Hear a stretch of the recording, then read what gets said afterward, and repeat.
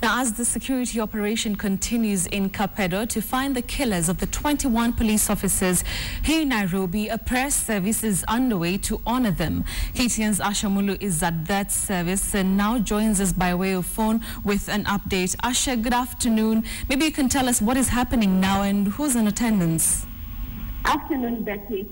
Well, we're at the headquarters for the administration police here in the city center at Jogo House, where they're holding a small ceremony, a prayer service for the 21 slain officers.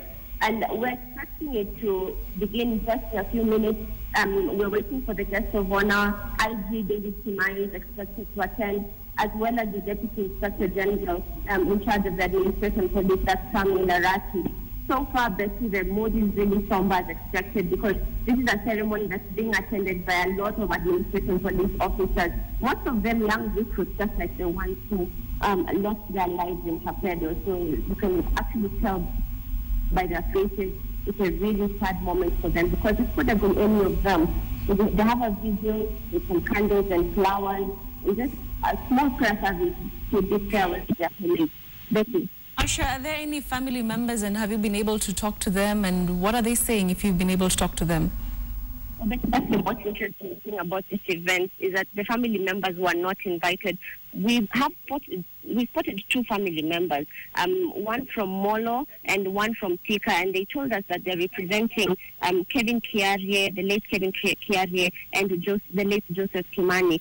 So the most interesting thing is that they've not been invited here for this prayer service, but rather they've just come to clear the belongings of their family members, the two slain officers, and just to collect the burial money that is being provided by the government. We've talked to some of the officers here and they said that this was more for the colleagues and the family members.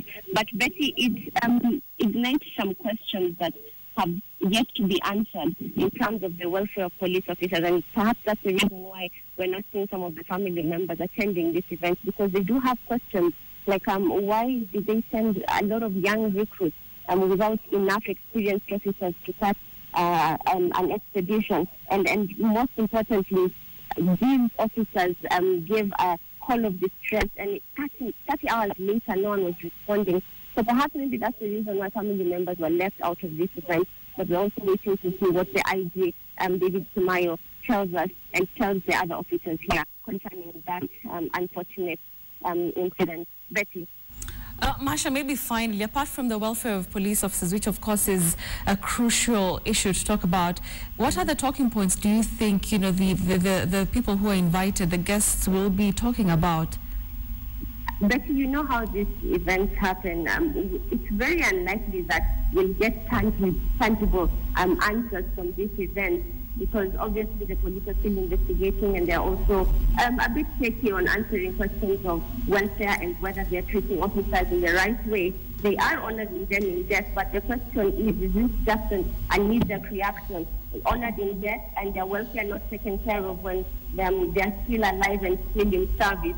I think what we're predicting is that this event will be mostly just about the prayers and honoring the heroes, because we're seeing a lot of banners around, heroes forever. That's the tagline that they're using today. But we're hoping that even if they don't talk about the issues that we would like probably the officers to address and the bosses to address, we'll be able to pull them aside and get some of those crucial answers. Becky.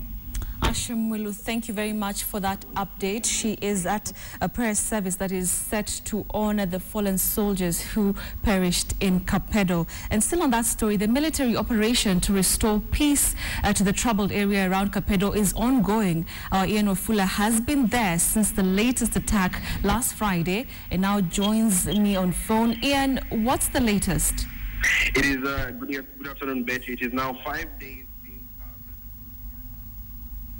community here to return the 22 firearms that had been taken from the police officers. So far, Betty, I can confirm to you that 10 of them have been returned. Later on, after President Uhuru's urge to have these firearms returned, we saw the military coming in and their movement has been observed in this general area. Mostly they're based in Kapedo. Now, interesting to note is that surrounding towns within Kapedo, among them Tremoli,